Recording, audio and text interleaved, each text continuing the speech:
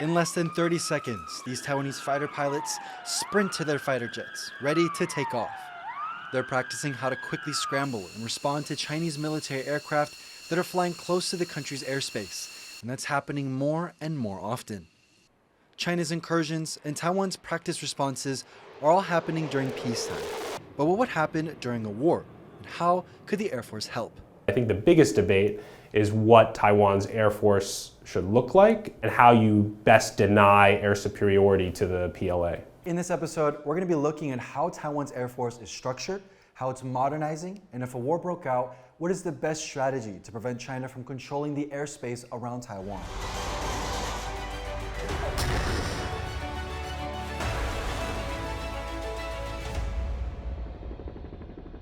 Taiwan is ranked roughly 8th in the world for the highest number of fighter jets with 370, or about 2/3 of its aircraft fleet. Currently, Taiwan operates French-made Mirage 2000s, domestically made FCK-1s, known here as Indigenous Defense Fighters, or IDFs, as well as a massive fleet of US-made F-16s. On paper, Taiwan's Air Force has good hardware, very good hardware. This is David Sachs from the Council on Foreign Relations. He's written extensively about Taiwan and created a task force report detailing the country's security strengths and weaknesses. But the question for Taiwan's Air Force is obviously whether it can marshal that air power during a conflict with China. Across the Taiwan Strait sits China, which has more than 3,000 military aircraft, according to the Pentagon. For the last 5 years, they've been practicing how to control the skies around Taiwan, probing into this area known as Taiwan's Air Defense Identification Zone, or ADIZ. Even though it's not part of Taiwan's territory, it's used by the military as a buffer and reaction zone. Ben Lewis is the co-founder of PLA Tracker, the largest public database for Chinese military incursions into Taiwan's ADIZ. When Nancy Pelosi visited Taiwan, there's been really a consistent and steady increase, save for one period during Taiwan's election in 2024. The activity decreased, but since then, and especially since Lai Ching-te was inaugurated in May of 2024, we've really hit an unprecedented level of activity. Hundreds of aircraft a month operating on all sides of Taiwan, ship-launched helicopters, bombers, fighter aircraft, special mission support. Almost the entire PLA has been representative in terms of air power thus far around Taiwan. He says China's strategy has left Taiwan scrambling for solutions to manage control around its airspace.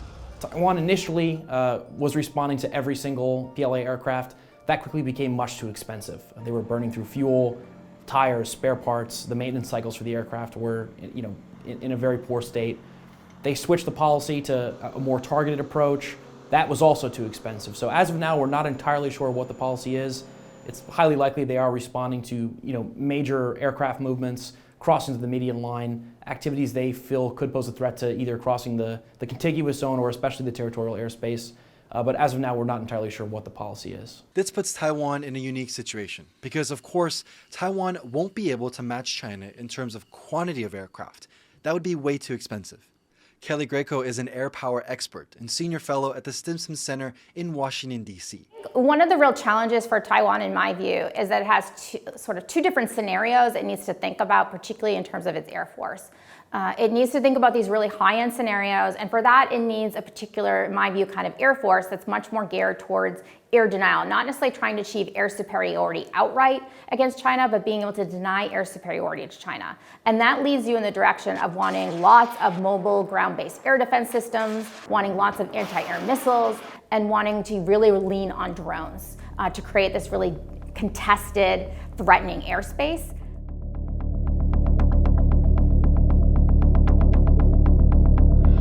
Taiwan is making moves towards this direction of drones and missiles.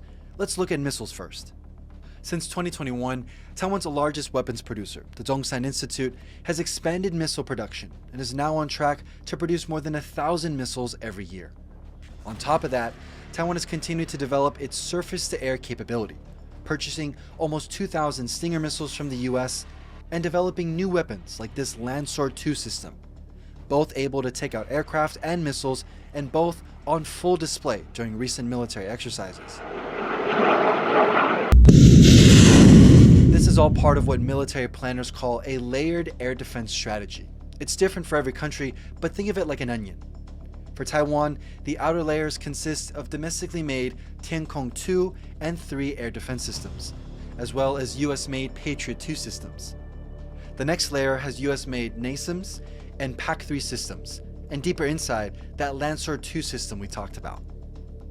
At the center of the onion, short-range systems that include all of Taiwan's Stingers and gun-based systems, the last line of defense.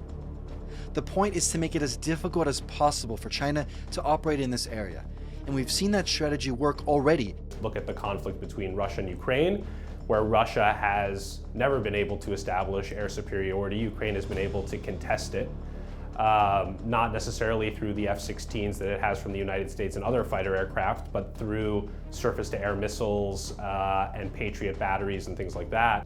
In a scenario with Taiwan and China, how significant is having a large drone fleet going to be for Taiwan's defense?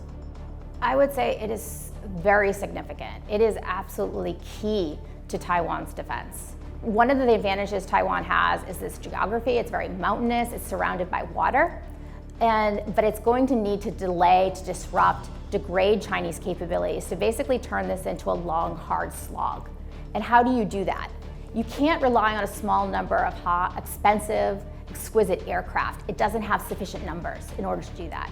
You're going to need lots of small, cheap things. And the only way you can do that is with missiles and drones. And so really leaning into drone capabilities, they're growing in sophistication, giving you all different kinds of type. That's the way to get the numbers that you need to draw this out. In 2023, we went with the military to see Taiwan unveil its plans to create a national drone team. This means upgrading existing commercial drones to a military standard, plus recent plans to buy close to 50,000 unmanned systems in 2026. And even though that sounds like a lot, it's still far from what would be needed in a full-scale war.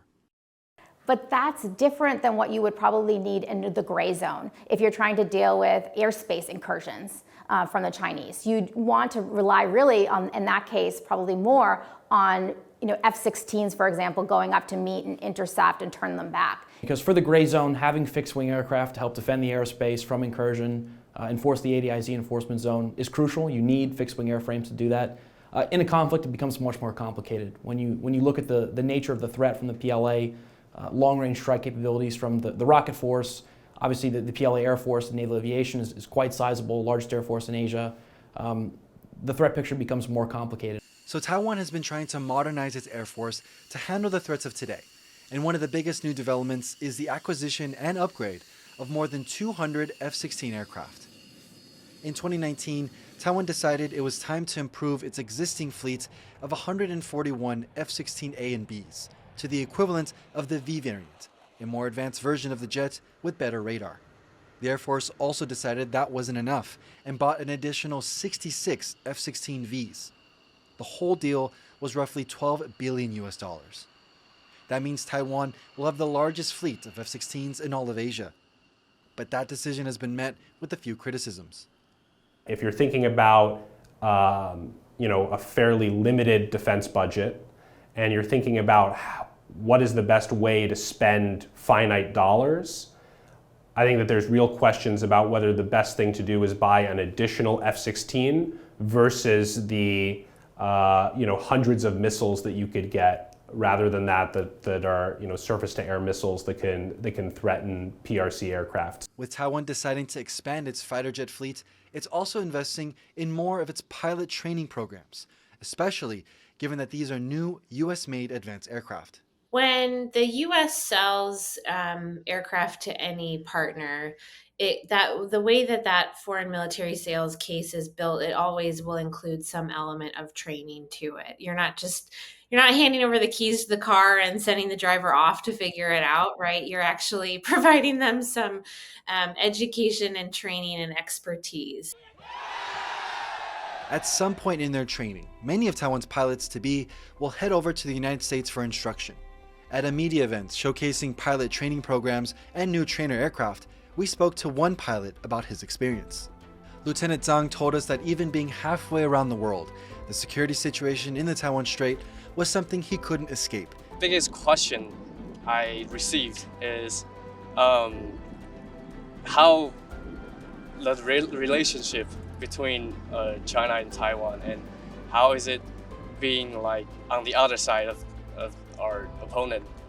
And I always answer them, I'm already here in the US, so that means we are learning from the US and try to be stronger. So I'm not worried about, you know, the war. We won't start the fight actively, but we are trying to be 100% ready if there is any possible war.